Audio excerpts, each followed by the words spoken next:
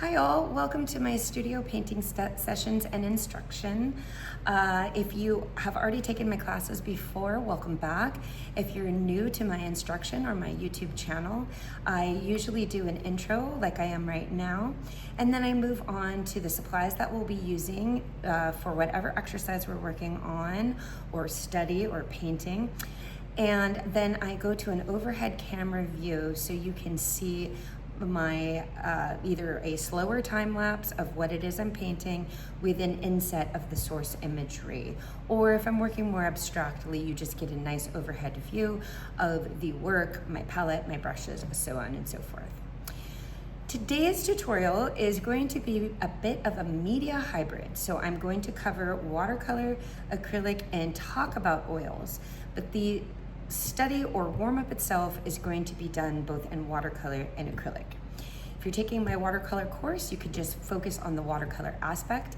If you're taking my oil and acrylic course, you can focus on any level that you want because we're using watercolors for studies and we're also using acrylic for studies, and then moving on to oils for either layering or just working oils from scratch. But oil painting does have a hybrid of multimedia, water-based media and oil-based media.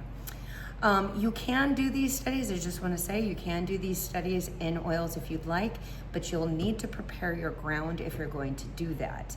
I'm going to be working from a watercolor block that does not have a gesso preparation on it.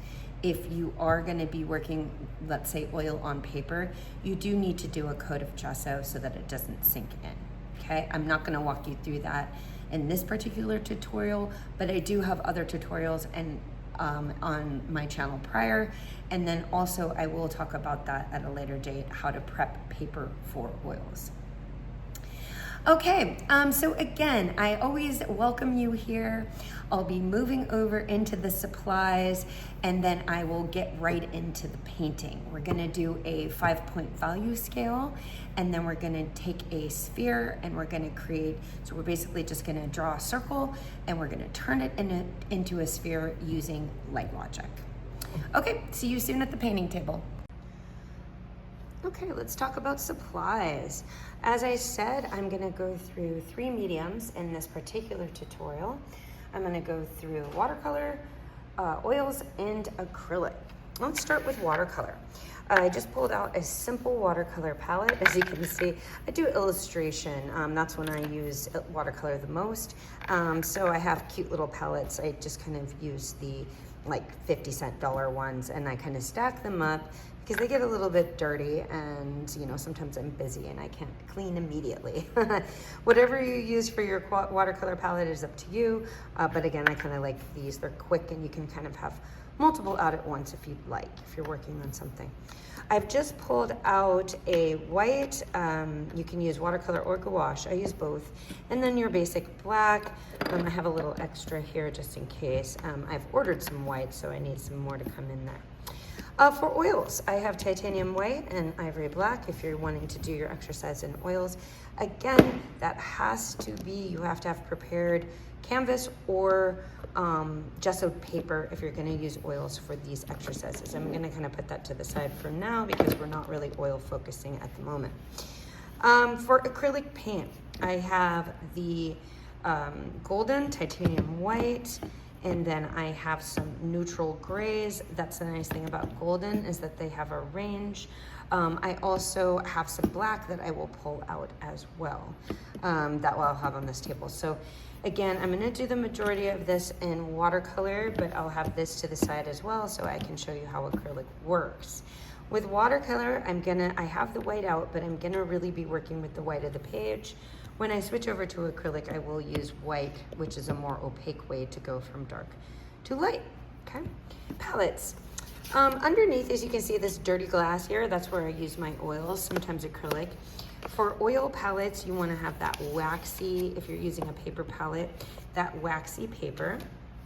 For acrylic, I actually use, which is a Stay Wet palette. So what I do is I wet this sponge, and then there is special Stay Wet paper that kind of absorbs that moisture from the behind, and then allows the acrylics to stay wet as you're working with them. Okay, so again, watercolor, just kind of those fun plastic palettes. For acrylic, you can use that Handy Stay Wet. Okay, just here. Okay, and for oils, you want something with a waxy surface. Rags, I use old t-shirts. I also use paper towels. These are Viva. They kind of work like studio cloth or painter's rags, so they work really well. Let's go over to mediums. Now for acrylic and watercolor, I'm just gonna use basic water today. That's it. You can have yourself a water bottle, or I'm gonna go just get a little plastic container and that will be my water. For the watercolor brushes, again, I use the standard synthetic. I do also use those for acrylic as well. For oil and acrylic, I use the Catalyst polytip brushes, or just the Catalyst brushes. I find that they kind of retain their shape. They're very durable and easy to clean, and again, retain their shape for the longest that I've ever seen a brush retain its shape. So I'm particular to those. That will be, for oil and acrylic painters, those will be in my supply list. I have your standard just mixing knives, palette knives, little ones for little mixing, standard size for regular mixing. For oils, we have some Gamsol, we have some linseed oil. Again, this first tutorial will not be utilizing oils, but if you are using oils, I want you to kind of know what you need to have out, okay? Again, I'm making a chart. I'll do two separate. I have a 5-stage value scale, and then I have a sphere that I'm creating with a drop shadow. To draw that sphere, I'm just going to use your basic masking tape. Always nice to have some masking tape around anyway. To draw the value scale, I'm going to have a ruler. You're also going to want to have pencils. I always like to, if I'm going to draw before painting, I use a 4H or a 2H so it doesn't leave much line. And then kind of a kneaded eraser. Those are always handy to have. I did bring out my easel. I have a portable desk easel that I use on occasion. I'm not going to be using that today, but I just like to bring that out in case anyone is curious. I'm going to just be painting overhead. Let me zoom out a little bit so you can see what the supply table looks like. So pick out what it is that works for you for this particular exercise. Again, I will be focusing on watercolor and acrylic. So the first thing I start with is drawing out the chart so that I can fill out my value scales from black to white. As you can see with my setup here, I have the water up above, I have my pencil, ruler, and then my eraser ready to go. What I do is I'll just grab kind of a range of brushes. Not too small, medium, because honestly, the larger you get, it's kind of easier to fill in the box that way. When you get too small, you make small strokes, and the washes just don't look clean. So I have a couple of your kind of a larger, and then a bit of a mid, a little bit smaller for the edges. I'm gonna go ahead, I've got my palette here ready to go, and I'm going to take out a little bit of that black paint, okay? Because in this particular situation, or in the value scale, I'm actually going to stick with washes to create my values, okay? So I've got my paint out. The pencil that I'm using to draw is a 2H. 4H is much lighter, but I don't need it to be super light for this. So that I have big enough squares to draw in, I'm actually going to do each box 2 by 2 inches. So kind of eyeballing and centering the page that way. So just giving him, let's say, an eyeball center. That's what I call it. Guesstimating. I'm gonna go ahead and draw 10 inches across with my ruler and 2 inches down. Again, this is an exercise, so I don't have to have it perfectly centered. Sometimes I like to keep it a little high on the page so that I can write below if I want to, or practice, or touch my paint, anything like that, okay? So I have 10 by 2, but I'm going to make 2-inch marks so that I only have 5 boxes. So 2, 4, 6, 8, okay? And then you can also do top and bottom if you want to make sure that your lines are straight.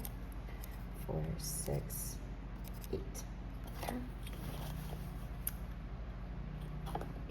once, drawing my separation here. Again, I like to do top and bottom so that it stays a little more lined up. I don't have to think about it as much, okay?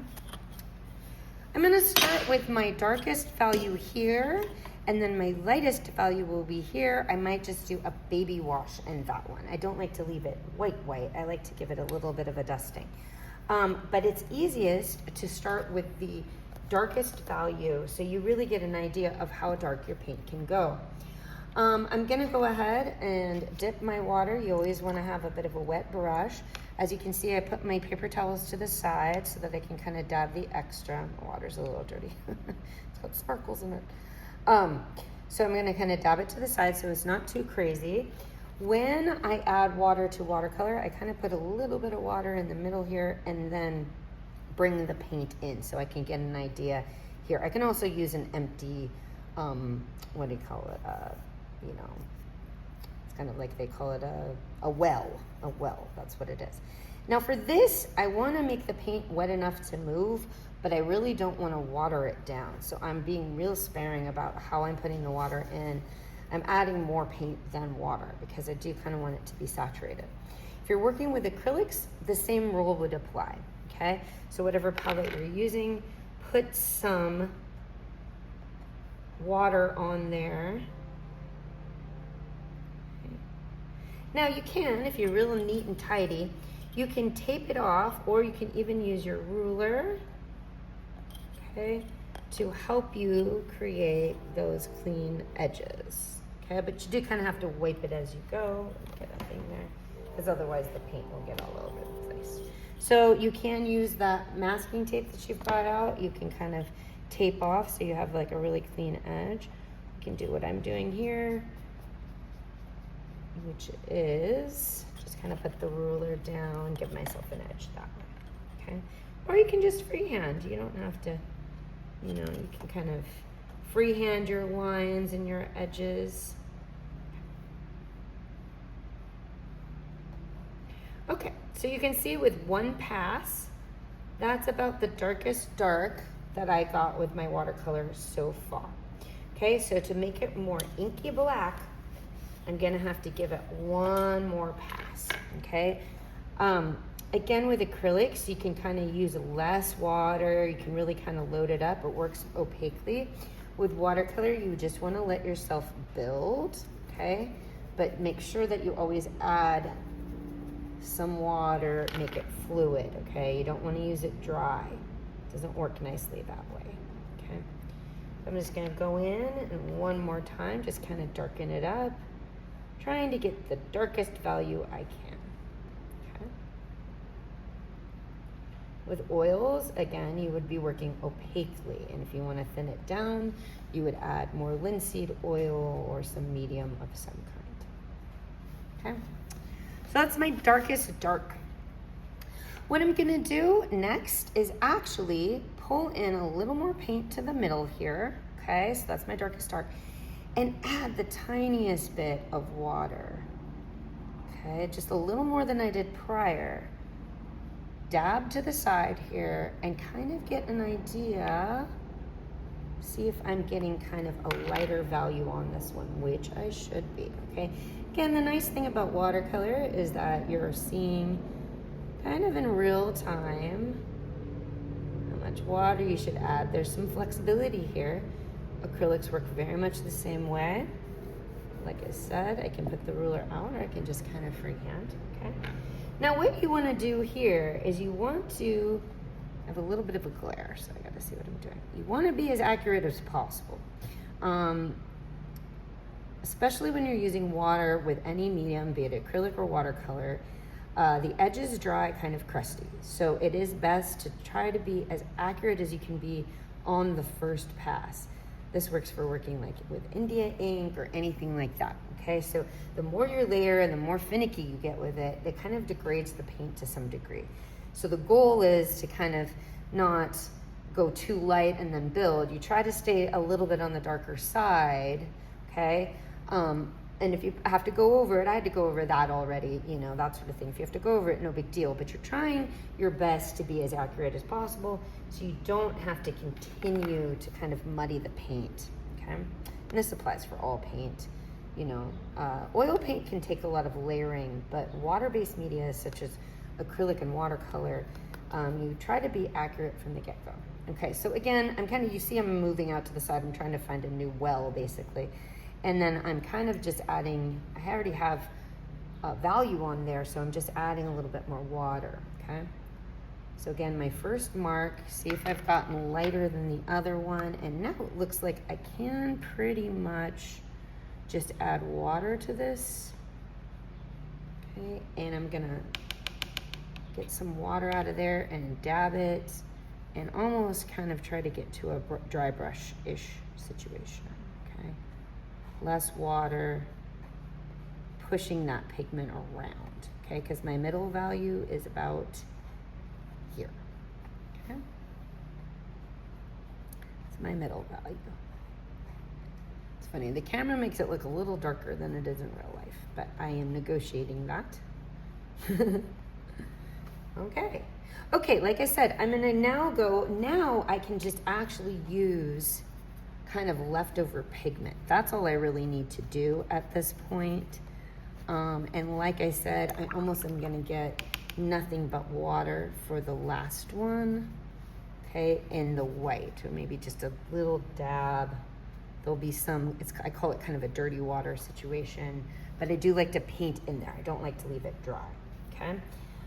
Looking back, I think I can add just a tiny bit more pigment to the middle value. I'm gonna do that wet on wet. That's what's gonna make it bleed the best and look the best. Okay, like I said, if I do that though, I do kind of wanna be assertive about it. We don't wanna layer too crazy, okay? It does make the pigment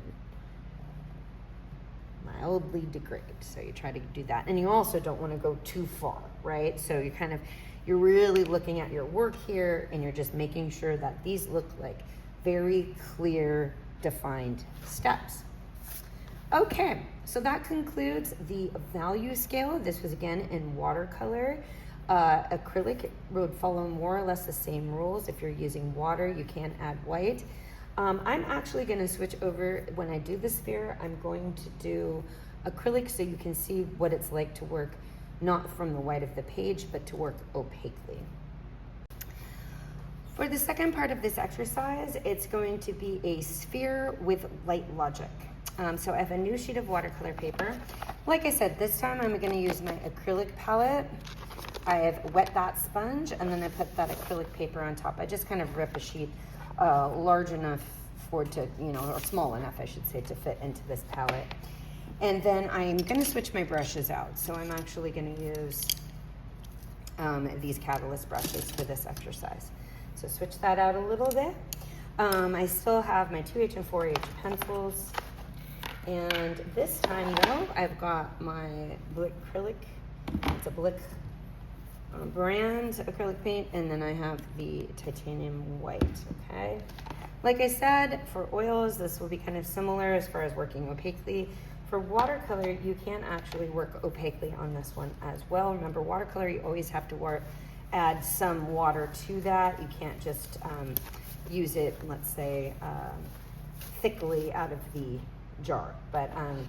But you can also add white. We didn't add white to the first one. We used the white of the page. So you can actually change that in this situation as well. Okay, so I'm gonna go ahead and scoop out some of this black paint.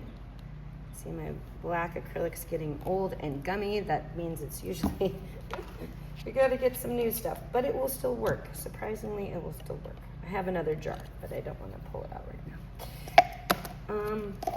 So you'll see acrylic in that state can still work for you. It's not great, but it will. My white paint, see, I have a blue in my white. A little bit messy with my supplies here and there, clearly. I've had a lot of painting to do. Okay, so I'm gonna get a clean, forget that blue, move it to the side. If you ever do something like that, you can always just move it to the side or scoop it out, and then you're fine. Acrylic's pretty forgiving in that sense, okay? So this is what I have on my palette, just black and white, okay? I'm not gonna worry about any mediums. I'm still just gonna be using water for these tutorials. The next thing that I'm going to do is make my circle or make my sphere. If you're going to have your light coming from this direction and your cast shadow here, that's what I'm gonna do, then you wanna have your sphere on this side. If you're gonna have your light come from this direction and your cast shadow here, then you're gonna wanna do it on this side, okay? So it's a very simple little process. I put that masking tape down, I draw around it, that's my sphere, okay? And then I kind of freehand an oval going this direction, elongated, okay, showing where the cast shadow would go, okay? You can also draw an arrow here to remind yourself the sunlight's coming from this direction. But again, this is just your simple sphere. You don't even need to look at anything to do it. You just need to be able to trace that masking tape and use some light logic, I'm gonna say in quotes, light logic, to make this happen, okay? So what I'm gonna do is I'm gonna take out a medium-sized brush, and on my palette, actually I'm gonna take out my palette knife, and on my palette, I'm gonna start with my mid-tone value. Like I said, my black is a little crusty, so I'm gonna have to add some water to that and then mix it into this white, okay, to get a mid-tone value. Now, with this chart, you can pull your chart out, okay? With this chart, you can see I use the white of the page, but you can mix and get something somewhere in the ballpark. So that's what I'm gonna do, is I'm gonna look back at my chart and make sure that I got a mid-tone, you know, somewhere around what I did with my value chart. I'm gonna make sure that I do here, okay? So I mixed it up. I might have to use my brush and kind of dig into my black, just because my black is a little crusty. And I'm gonna go ahead and with water and that value, actually paint the entire sphere, okay? I'm not gonna worry about the shadow yet, but I'm gonna go ahead and paint that sphere. Okay.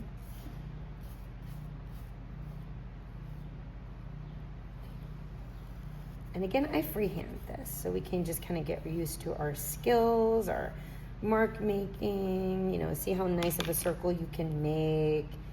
You know, there's kind of a designy element to this, okay? There you go. Okay, now in this particular situation, you wanna work kind of quickly. You can feel free to have a couple brushes out, but what I'm gonna do is I'm actually going to paint, while it's on the wetter side, I'm going to start to build up the dark edge, okay? And kind of blend it up. So there's a couple of things that this does. It makes you understand light logic and how a circle becomes a sphere, but it also helps you work on your blending technique.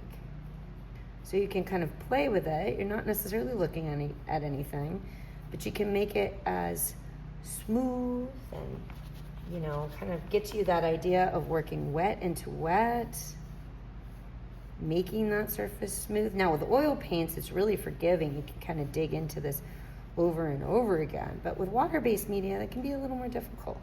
So as you can see with the watercolors, kind of drawing as I go, making it challenging. But I'm really trying to get as many values as possible. So I want to go to the darkest dark down here. Now those of you working in watercolor, you're going to have the choice of working with the white of the page as you do this. Okay, or you can add white. Okay, so you can kind of see how this works, and I'm going to keep blending and blending. Again, having my darkest value, kind of refining my edges as I go. Darkest value at the bottom, and remember, you're going to have to kind of see more of the sphere on one side than you are, because it's going to wrap around. Okay, it kind of wraps around here. And it depends also too where you want your highlight, right? If you want your highlight right at the top. Okay, so I have a brush that has a little lighter paint on it, and I'm gonna kind of build that up there. And the last thing I'm gonna do is get one small, more round brush here. And now I'm actually gonna build the white, okay, before it's too dry, but I'm gonna kind of build that highlight and kind of blend it out at the top here too. So now I have 3 brushes, right? I have this dark value here that I'm kind of blending in. The mid-tone, okay, and then the darkest dark at the bottom. I can actually use my small brush and a little less water. Kind of build that up too, okay. Again, working as fast as I can with wet on wet so that my blending can be super smooth, okay. I'm gonna kind of leave that there for now. So you get the idea. Now, you might have to try this a couple times. Your first go might not be a little choppy and you're not liking that, so you might have to work on it, blend it, see the wet on the wet, and how that works for you. Now, one thing is with the shadow, it's always gonna be, it's a little darker out here and a little, then there's a reflected part right here, okay, where the bounce comes from the table. So I'm gonna go ahead and I'm gonna start from the outer edge. I'm not gonna really rely on a mid-tone this time. I'm gonna go ahead and make the shadow darker all around. Okay. And you can fuzz the edge if you want. Okay, but I'm just gonna kind of mid-tone and then lighten it up as we get closer to the sphere. I'm definitely dabbing my brush and using a lot of water here and kind of working back in. If you feel like you get too dark for any reason, you can always just go back. This works for watercolors as well. Okay, you can always just go back and kind of rub back into it. Oops, I kind of messed up the page a little bit, but don't do that. Okay. And then I'm gonna actually go back in now, kind of make that shadow. Shadow, you kind of get a feel for, you know, do you want soft edges? Do you want to, it just really depends on the surface the shadow is on, how you're going to address it. Okay, so I'm going to kind of do a soft edge shadow, making sure not, you know, kind of bleed it out a little bit. Oops. A little messy here. Bleed it out a little bit into the area or table. Not make it a hard edge shadow. So again, this is kind of up to you. You want that done. Okay. So I've got kind of a double shadow situation here.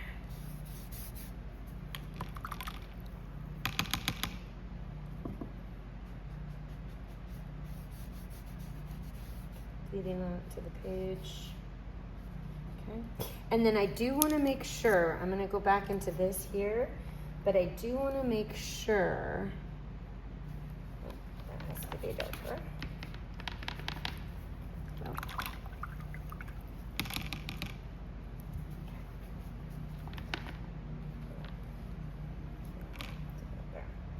The black's a little crusty, so there we go. Okay. So I'm going to add a little bit more of the dark back here. Back out into the shadow. And then a little tiny bit here. The shadows are always, like I said, a little bit lighter. Okay. Kind of work back and forth. Just kind of get the feel for the shadow that I want. And then I do need to make that highlight. So there's always this like bounce back that kind of happens here. Okay, so you really want to make sure that it's okay if it's a little bright. It's a reflected, so when something's sitting on a surface, it bounces back or reflects back. And that makes that shadow look more realistic. Like I said, you can kind of go, I was kind of creating like a little ambient space back here. You can feel free to do that as well. And then again, kind of blending that into the space itself. So that part is really up to you. Like how much do you want to kind of blend around? How expressive do you want to be with that? Okay, that's how you kind of create the values in a sphere, or it's just like a simple designy exercise playing around with values. I got a little drip there, don't do that. Again, the first exercise I did in watercolor using the white of the page. You can see it has a totally different temperature to it because I have the white of the page. This has gotten really cool. Again, when you add white, it cools everything down. and kind of neutralizes, it definitely neutralizes temperature. This again will read warmer to you because you're feeling that page there. So that's just something to pay attention to as well. So those are just a couple quick exercises to get you thinking about value. Also, temperature, using the white of the page versus opacity, wet onto wet techniques, blending, and just overall kind of setup draftsmanship. Enjoy, they're quick, have fun with them, and I'll see you back in the studio really soon.